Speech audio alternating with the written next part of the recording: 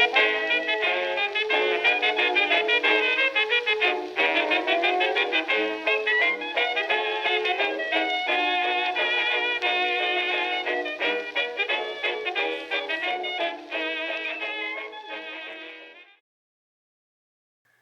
and welcome to the Old Garage number 33. I'm Wild Bill and we've got some questions for you, a bit of silliness and a really cool shout out. So let's get on with the questions. And the first one comes from the special How Cars Made the News. And this was from Liz J. and of course Ginger Lily Longtoes. Pleasure to see you both. And the question is, when did newspapers start having a used car for sale column? Well, it varies. There's no single answer that I can say worldwide. I mean, the first actual car advertisement for a new car didn't happen until 1888. And used cars, started being available generally in a general sale around 1886 to 1887, around that period. And there were, of course, at that point, newspapers that would have, general for sale things, private sales. As far as like a column specifically dedicated to used cars, as far as I know, and again, you're kind of getting out of my expertise here. Well, no, not just kind of, but as far as I've seen, not until you get into the 1930s and 40s do you see it and actually, World War II kind of sparked it in a way as far as, used car sales, because there was a significant portion of time, anywhere from 4 to 7 years, where cars weren't being, personal cars weren't being built. Everything was for the war effort. And so this, of course, is going to make used cars pretty much the norm, and it's just how good it is, and whose used car is better. And so that was happening at that time. But as far as I know, in any serious amount of newspapers, whether it's U.S. or Europe or wherever, you're looking right around 1935-ish, give or take a few years. So, okay. I had another question. This from the Old Garage, the last one. And this was from What It's Like, and he asked, "Hey, Wild Bill, hey, what is your favorite thing about cars up to about 1950-ish, feature-wise, that they no longer offer on cars, like vent windows, freewheeling, cal vent drip rails, I guess." And to put it whatever way, what do you miss the most that used to be on all cars that is no longer on any cars? And good question. And for me, it is the detachable rim on an artillery wheel. And these, to me, just scream, I'm old and I love it. They're an artillery wheel, detachable rim, which at that, you go back to the 80s, 1890s, that detachable rim made a difference, because you couldn't necessarily fix a tire quickly, on the side of the road. There was, Dunlop and Michelin, whether it's glued on, whether it's done, truly pneumatically, but that requires a different rim and everything else. Tire technology just hadn't grown significant, to the point where we could unify that like we do today. And those, to me, those polished wood artillery wheels, with the nuts and screws there, you can take. Oh yeah, boy, does that speak of an era. Okay, yeah, I wish they were back, but they're not. Okay. Now, from the Arthur Krebs episode, I have the question here. I actually got two of them from James MacArthur, and he asks, or he says first, "What a brain on Arthur." Yeah, smart guy. "Did he profit from all these inventions, or did others?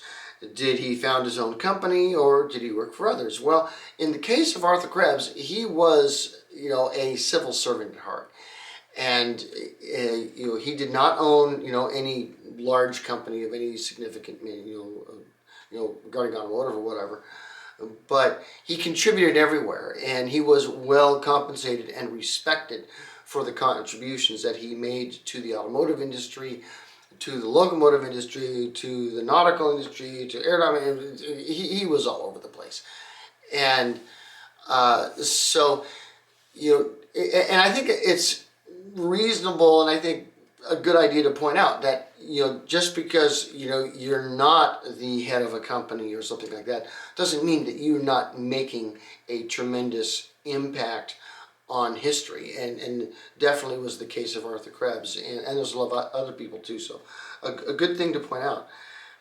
Now also, James MacArthur asked on the same episode, he says, I can't remember if I ever asked this question before, and you hadn't. Today we have cars that can reach 200,000 miles or more. Back in the 70s, if your car could go to 100,000 miles, you were lucky. In the vintage era, what was the typical lifespan of a car? Well, it all boils down to what's the typical lifespan of the willingness to maintain your car, because that's what's going to make it last.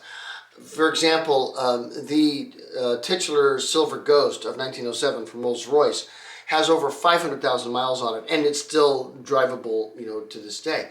You have other cars, from that era and before, with 50, 100, 150, 200,000 miles, and beyond. I mean, there's 1898 Daimler that, by 1910 was already, or not 1910, but 1898 Daimler by 1902 was already known for having over 20,000 miles on it and just being a stager. It's how well you maintain your car. And, it's always been that case. If you bought, a Model T and you well maintained it, and, just according to the manual, then you could get 50, 75,000, 100,000 miles or more out of your Model T. And it's because of this, the ability to maintain a car and keep it running, if your car's easy to maintain, then it will, be kept. If it isn't, it's going to go by the wayside. So you have on the opposite side of this, you have cars like the Decavilles that were horrible to maintain. You couldn't keep the things running, beyond 1,000 miles in many cases.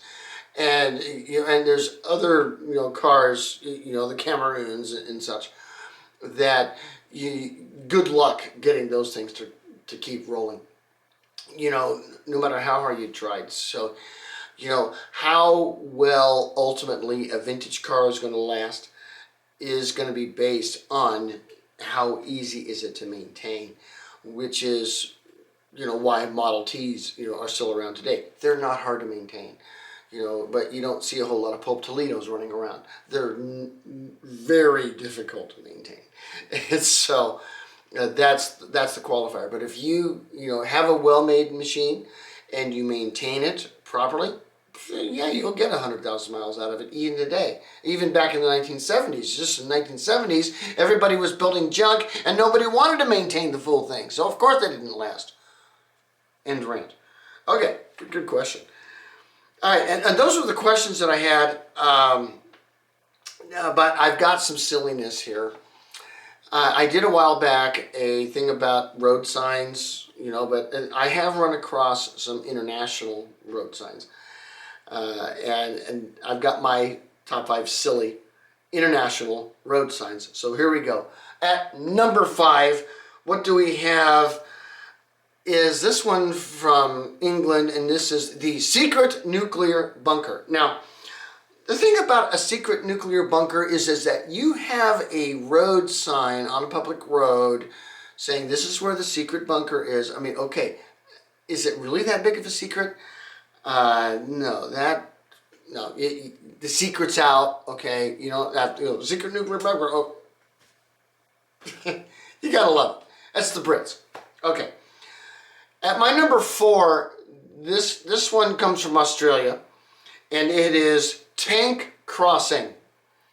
Now, excuse me, tanks are big, huge military vehicles with big guns, and if they are running around and crossing the road, why am I even there?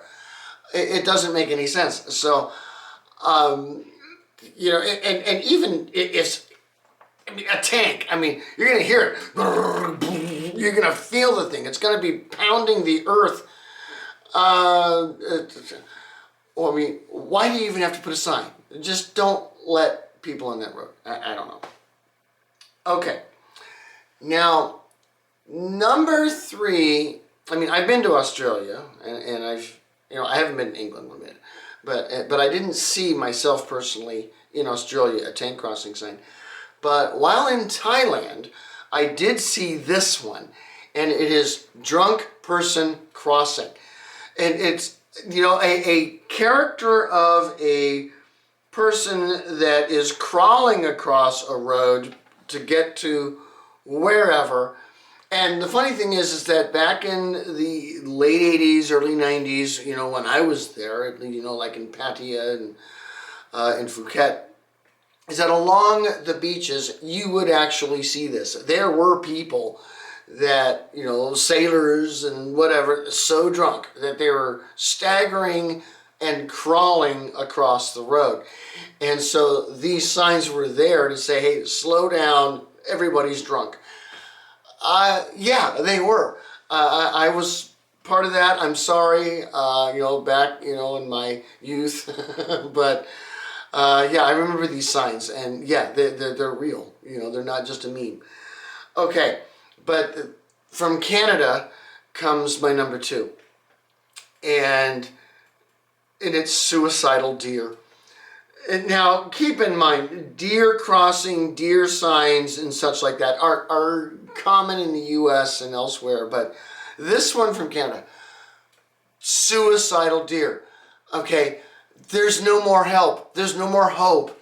Okay, you can't even, there's no psychiatrist, there's no priest, there's no pastor that can preach to these deer. They are suicidal, and they are coming here to die, and they will die on your car if you aren't careful. Really, I don't want to drive on that road.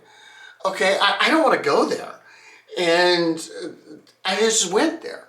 So this is why I'm saying suicidal deer. No, number 2, but it's not number 1. Okay.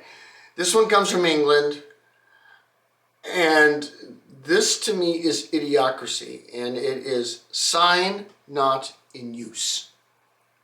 Yes, there's a sign there, but it's not in use. So therefore, you have to put on it that the sign's not in use. Okay, there's a fundamental wrongness here that is hard to explain, because, if the sign's not in use, why is it there? But maybe because you want to use it later. But you don't want to use it now. So therefore, it's not in use. But it might be in use. But it could be, what a conundrum that this creates. And, now instead of, listening to whatever you were on your radio or talking to your dashboard, you now have to deal with this in your mind. I'm just glad I haven't had to drive in England yet. But that was the silliness. And, okay, now that that's over with, let's talk about a really cool shout out, because there is a channel out there. It's a channel, it's a museum, it's an auto dealership, it's all of that and more, and it's what it's like. Now, on these guys, this is Jay out at the Classic Auto Mall, and it's out in Morgantown, Pennsylvania. A little bit of a drive for me. It would probably be a weekend trip, for me and my wife. But what they do and what's it like is They are the home for the orphan cars. You'll hear them say this. And they are going to show you these cars, and go into the little details, show the history of them, and in some cases actually go out and drive them and let you experience this car. And, if you're, near Morgantown, Pennsylvania, I mean, go check them out because it's like a free museum. You can go and you can see them, you can touch them, and then, and if you want one, you can buy one, because ultimately that's, what it is. But it's free. I mean, get the popcorn and, well, no popcorn. No, don't do that. It gets in the upholstery of these things. But in any case, check them out. You're going to love it. Link in the description below. And that is what I had for you today for The Old Garage. And we will see you next time. Peace.